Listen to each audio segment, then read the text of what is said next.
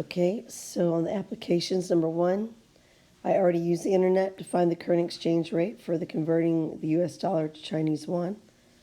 So for each US dollar, you'll get 7 1/10 Chinese yuan. All right, so they ask you to complete the table using the current exchange rate. So go ahead and pause this and fill out the table. Okay, then it says write an equation that will convert US dollars to Chinese yuan. Well, it looks like the yuan was our our dependent variable, sorry about that.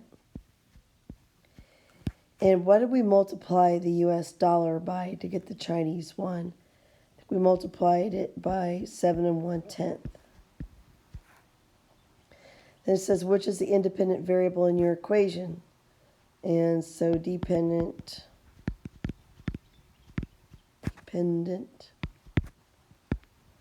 is the US dollar. And that's our input, right? So our independent variable was the Chinese yuan. And that's our output in our equation.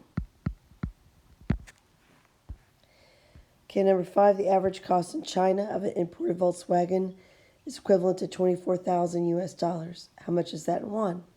So go ahead and pause the video and answer that, please. So we should get 170,400 yuan.